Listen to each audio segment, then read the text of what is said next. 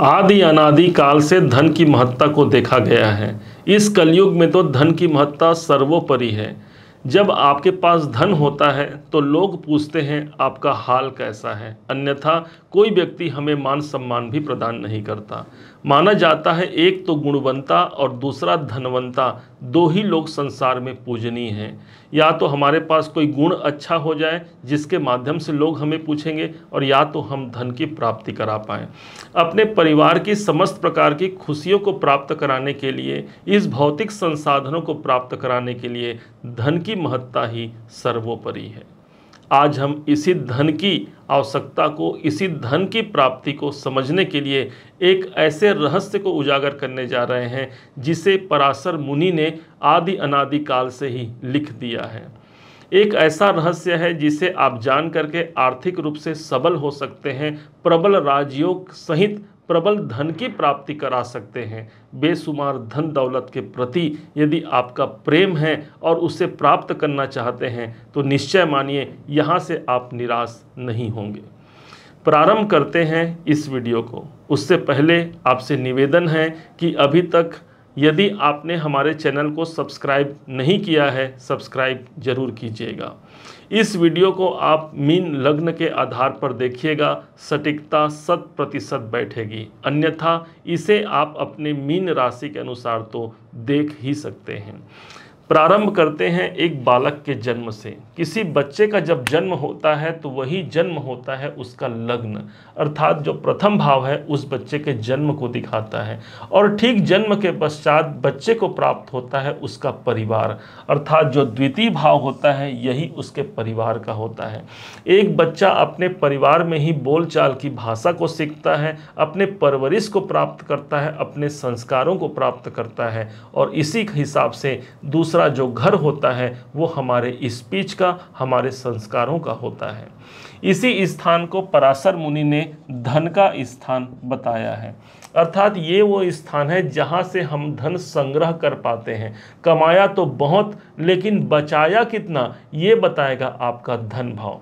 और इसी हिसाब से उन्होंने दूसरे, छठे और 10वें भाव को धन त्रिकोण बताया है, अर्थात एक ट्रेंगल बनता है जो धन त्रिकोण का होता है। इस हिसाब से यहाँ से धन भाव से जो छठा भाव है वो होता है प्राप्ति का, उसके पश्चात जो 10वां भाव होता है ये हो गया आपके कैरियर का, और इसी को जोड़ दिया जाए तो ये ट्रेंगल बन गया, एक त्रिकोण बन गया, और यही है धन त्रिकोण का स्थान। अब धन के स्थान पर समझिएगा आपके जीवन में 1 नंबर की राशि लिखी हुई है। 1 नंबर की राशि अर्थात मंगल इस भाव को रूल करते हैं। इस भाव के जो कारक होते हैं वो देव गुरु बृहस्पति होते हैं, जो कि आपके अपने ही राशि के स्वामी हैं। मंगल इस भाव को रूल करते हैं का तात्पर्य हो गया आप स्वयं धन प्राप्ति के लिए सदैव कार्यरत रहेंगे या फिर संपन्नवान रहेंगे। मंगल के पास एनर्जी है। इसी हिसाब से जब भी धन प्राप्ति की बात आए, जब भी परिवार के संरक्षण की बात आए, आपके अंदर एनर्जी कायम हो जाएगी। यही मंगल का एक शुभ प्रभाव हो गया।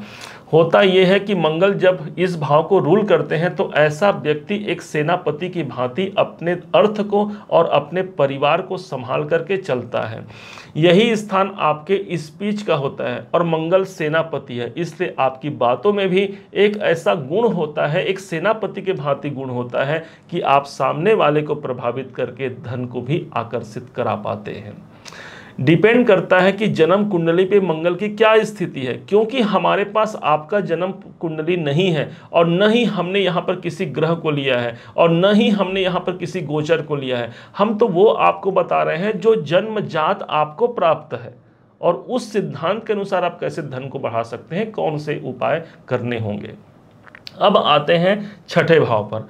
छठे भाव को हम प्राप्ति का स्थान बोलते हैं। जब ये हमारा धन है तो ये हमारे प्राप्तियों को दिखाता है। अब यहाँ पर 5 नंबर की राशि है। 5 नंबर की राशि को हम काल पुरुष की कुंडली में हमारा एजुकेशन का घर बोलते हैं।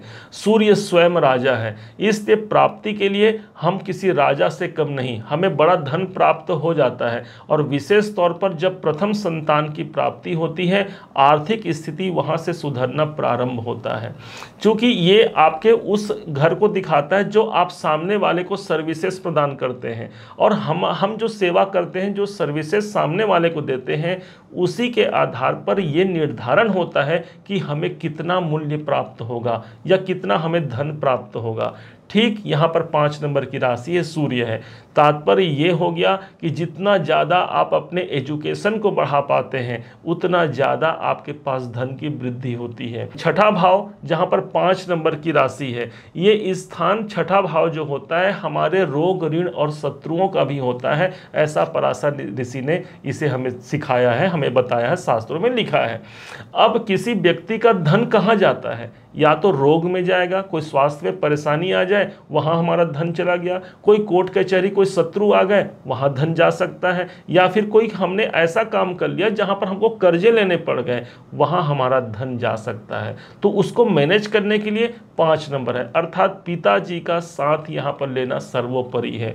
कोई ऐसे व्यक्ति, कोई बड़े बुजुर्ग हैं, उनका आशीर्वाद लेना आपको सदैव रोग, ऋण और शत्रुओं से बचाता रहेगा। हमेशा आपके जो प्रथम संतान है उससे बड़ी उम्मीद आप लगा सकते हैं, उसके माध्यम से भी आपके हालातों में बहुत अधिक सुधार आती है।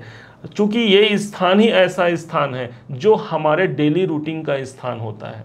अब सूर्य इस भाव को रूल कर रहे हैं। आपका जो दैनिक दिनचर्या होना चाहिए वो राजाओं की भांति होना चाहिए, अर्थात सुबह का जो भोजन है वो राजा महाराजाओं के भांति होना चाहिए, दोपहर का भोजन उससे थोड़ा कम, और रात्रि का भोजन एकदम नहीं के बराबर भोजन करना है। कारण हम सिर्फ यहाँ पर सूर्य के प्रभाव को आपको दिखाना चाह रहे हैं। यदि हम अपने दैनिक दिनचर्या को एक राजा की भांति बना लेते हैं तो समझिए हमको प्राप्ति की संभावना कई गुना अधिक बढ़ सकती है।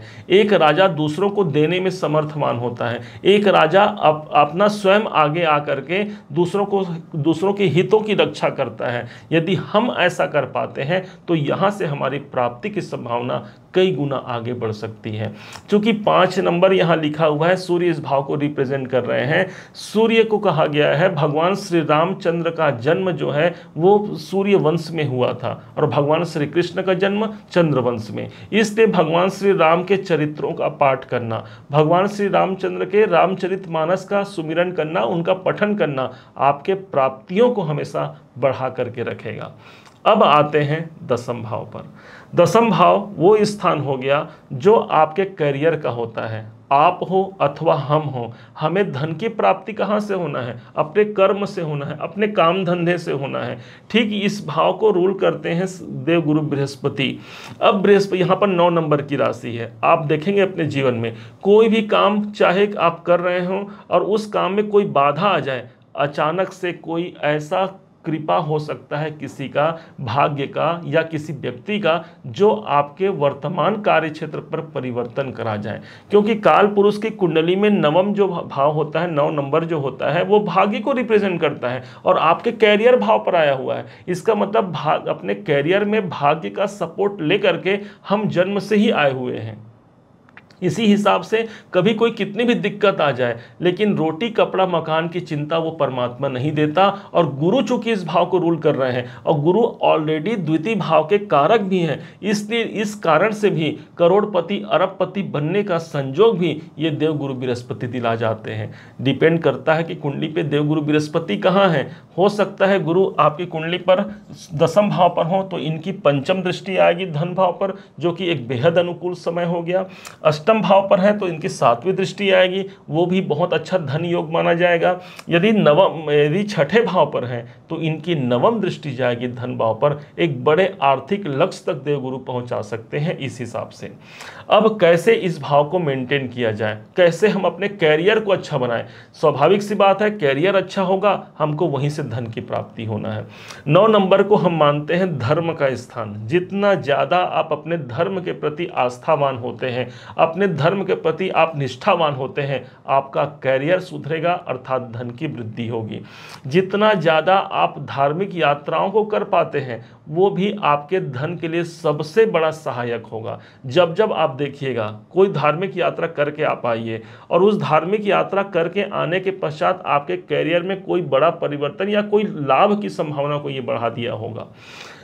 9वां भाव जो होता है वो हमारे ईश्वरीय कृपा का होता है, पूजा पाठ का होता है। आप धर्मवान बनते हैं, पूजा पाठ धर्म कर्म से आपका नाता है, तो निश्चय मानिए आपका भाग्य हो सकता है विलंब होना, लेकिन ऐसा हो ही नहीं सकता कि आप विशाल ऊंचाइयों तक आप पहुंच जाए। अब कैसे इस अर्थ त्रिकोण को हम मेंटेन कर सकते हैं, अब इसको बड़े ध्यान से सुनिएगा। इसका जो प्राइम हाउस है, संचय का स्थान है, हमारा धन भाव है। धन भाव पर 1 नंबर की राशि है, रूल करते हैं मंगल देव। इसका मतलब हो गया कि हमको धन की प्राप्ति जो होना है हमारे स्वयं के दम पर होना है, कि जो भी हमको अपने परिवार से मिला है, जो भी हमको समाज से मिला है, जो हमको पुरखौता जो मिला हुआ है, वो एक अलग साइड है। लेकिन आप वो व्यक्ति हैं जो अपने सेल्फ, अपने द्वारा जो आपने धन बनाया है, आप उसी को धन मानते हैं, और यही इसकी विशेष प्रभाव हो गई।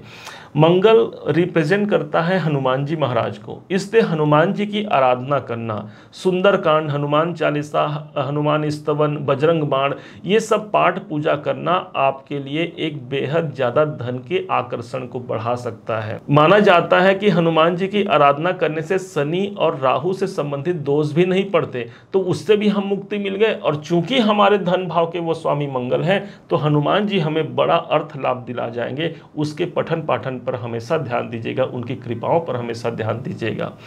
घर का जो ईशान दिशा है, ये पूर्व है, ये उत्तर है, तो ये ईशान दिशा है। ईशान दिशा पर जो उत्तर की दीवार है, वहाँ पर कोई ऐसी तस्वीर लगाए हनुमान जी महाराज की जिनकी जो दिशा है वो दक्षिण दिशा की ओर जाए, तो वहाँ से हमारे जो नकारात्मक जो ऊर्जाएं जो हमारे जीवन को प्रभावित कर रही हैं, हमारे धन को, हमारे कुटुंब को प्रभावित कर रही हैं, वो वहाँ पर ठहर जाएंगे, रुक जाएंगे। और दक्षिण मुखी हनुमान जी को ईशान दिशा पर कायम कर दीजिए। निश्चय मानिए आर्थिक प्रभुता भी बढ़ेगी, आर्थिक प्रबलता भी बढ़ेगी, साथ ही साथ कैरियर और प्राप्ति की संभावना को भी कई प्रतिशत यहाँ बढ़ा सकते हैं। उम्मीद है आप सबने इसे समझा है, आप सबने इसे जाना है। यदि आपने इसे समझा है, जाना है, मेरे समझाने का प्रयास यदि आपको सार्थक लगा हो, मेरे समझाने का तरीका यदि आपको सार्थक लगा हो, तो हर बार की भांति इस बार भी अपना प्यार भरा लाइक और कमेंट करना कभी मत भूलिएगा। और हाँ, यदि अभी तक आपने चैनल को सब्सक्राइब नहीं किया है, सब्सक्राइब जरूर कीजिएगा। पुनः एक बार फिर आप सभी का दिवस बहुत मंगलमय हो, इन्हीं शुभकामनाओं के साथ। जय श्री राम।